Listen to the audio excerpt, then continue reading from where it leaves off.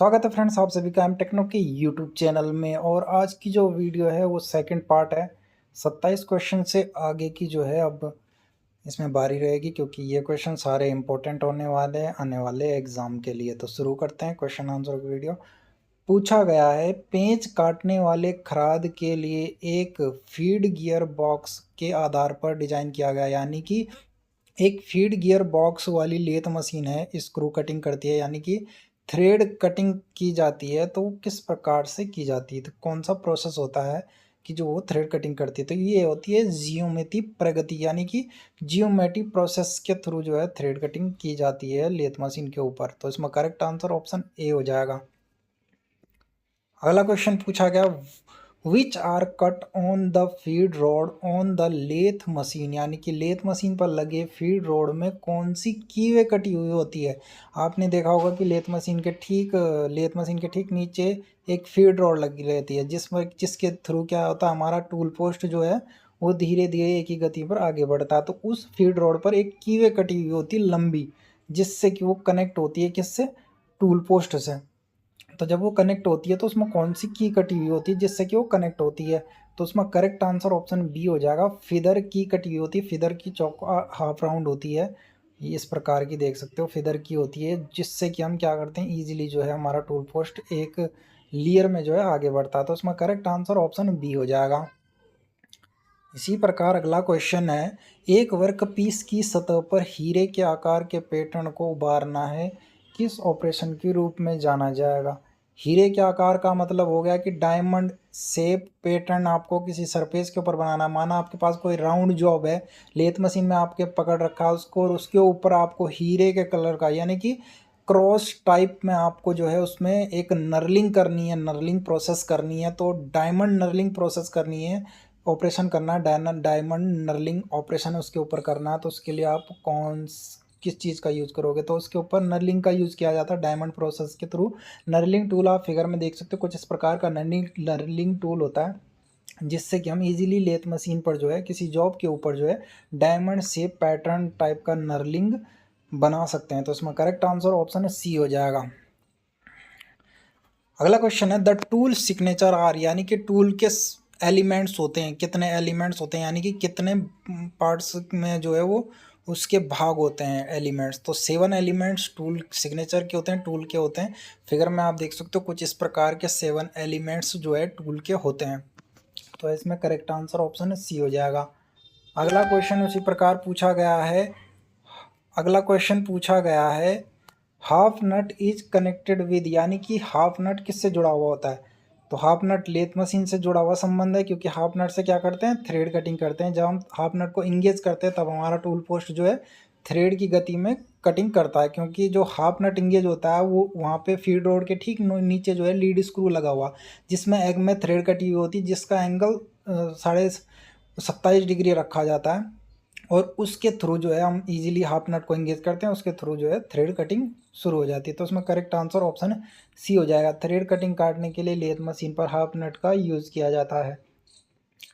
अगला क्वेश्चन पूछा गया, for machining a casting on a lathe it's should be hold in, यानी कि एक खराद मशीन पर कास्टिंग मशीनिंग के लिए आयोजित किया जाना चाहिए, यानी कि आपने कास्टिंग, माना आपको कास्ट आयरन की मशीनिंग करनी है, तो उसके लिए आप किस चक का यूज़ करोगे लेथ मशीन पर? तो फोर्जा चक का हम यूज़ करते हैं लेथ मशीन पर। जब हमें कास्टिंग मशीन का यूज़ करना हो तो फिर हम जो है फोर्जा चक का यूज़ करते हैं। तो उसमें करेक्ट आंसर ऑप्शन है डी हो जाएगा। अगला क्वेश्चन पूछा गया, the following is use in the magnetic chuck, यानी कि चुंबक मैग्नेटिक चक जो होता है उसका प्रयोग हम कब करते हैं? तो मैग्नेटिक चक का प्रयोग हम इलेक्ट्रोमैग्नेटिक स्थायी चुंबक, यानी कि परमानेंट, दोनों चीज़ों में करते हैं, ए बी दोनों में। तो उसमें करेक्ट आंसर ऑप्शन बी हो जाएगा कि मैग्नेटिक चक का यूज जो है लेथ मशीन पर दोनों चीज़ों के लिए किया जाता है। ए और बी ऑप्शन उसमें करेक्ट हो जाएगा।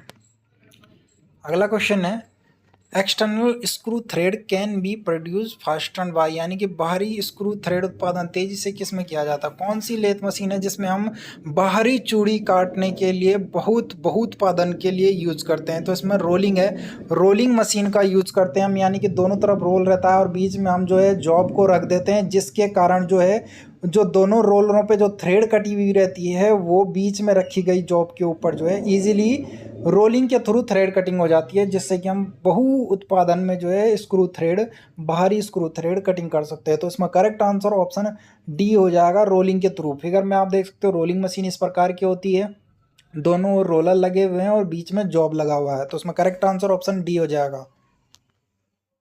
अगला क्वेश्चन है, a single point thread cutting tool sold identity है, यानी कि एक इक्कल यानी कि सिंगल पॉइंट कटिंग टूल का आदर्श रूप होना चाहिए। तो जो सिंगल पॉइंट कटिंग टूल का आदर्श रूप होता है वो जीरो रैक एंगल होता है। सिंगल पॉइंट कटिंग टूल का रैक जो रैक एंगल होता है वो बिल्कुल जीरो होता है, जिससे कि इजीली कटिंग करता है single point cutting tool. Lathe machine में आप देखा होगा आपने, इस प्रकार का सिंगल टूल जिससे कि हम लेथ मशीन के ऊपर जो है कटिंग करते हैं, किसी जॉब के ऊपर single tool cutting tool point से करते हैं। तो उसमें करेक्ट आंसर ऑप्शन ए हो जाएगा, जीरो रैक एंगल।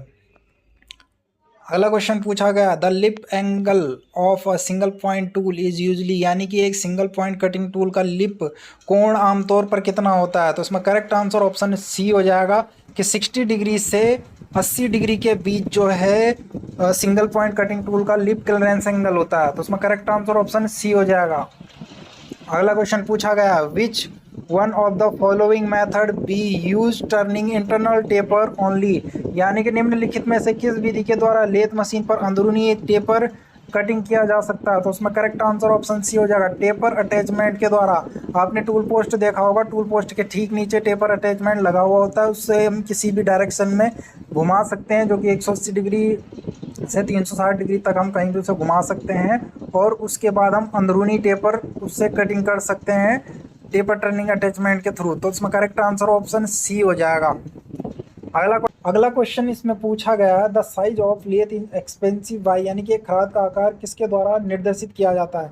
एक लेथ मशीन का आकार हम किससे निर्देशित करेंगे। तो इसमें करेक्ट आंसर ऑप्शन डी हो जाएगा, खराद का घुमाव, यानी कि स्विच ऑफ लेथ, यानी कि जितना बड़ा डायमीटर हम लेथ के चक्के पर घुमा सकते हैं उस पर जो है लेथ का आकार डिपेंड करता है। तो उसमें करेक्ट आंसर ऑप्शन डी हो जाएगा।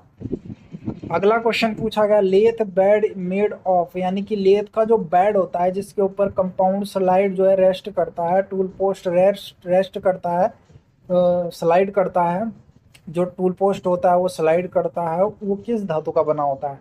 तो वो कास्ट आयरन का बना होता है। तो उसमें करेक्ट आंसर ऑप्शन डी हो जाएगा, क्लोज ग्रे कास्ट आयरन का जो है लेथ बेड बनाया जाता है। तो उसमें करेक्ट आंसर ऑप्शन डी रहेगा। अगला क्वेश्चन पूछा गया है, power is transmit by lead screw of the carriage through, यानी कि हमें पावर को ट्रांसमिट करना है लीड स्क्रू के द्वारा कैरेज तक हम क्या करते हैं, किसके थ्रू करते हैं, हाफ नट।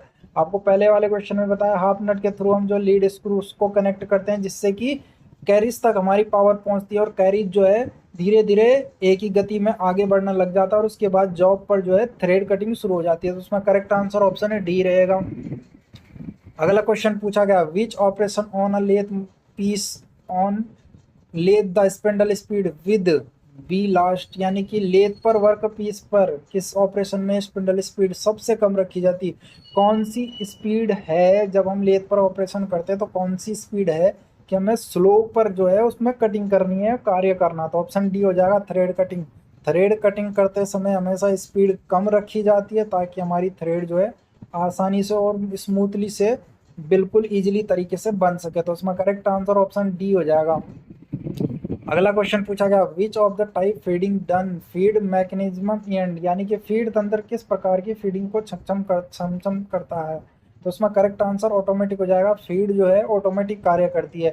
लेथ मशीन पर हमें जो है कैरिज को मूवमेंट देने के लिए जो है हाथ का यूज नहीं करना है, तब हम फीड रोड का यूज करते हैं, फीड को कनेक्ट कर लेते हैं कैरिज से ताकि फीड जो है हमारी एक गति से ऑटोमेटिकली जो है इजीली आगे बढ़ सके। तो उसमें करेक्ट आंसर ऑप्शन ए हो जाएगा।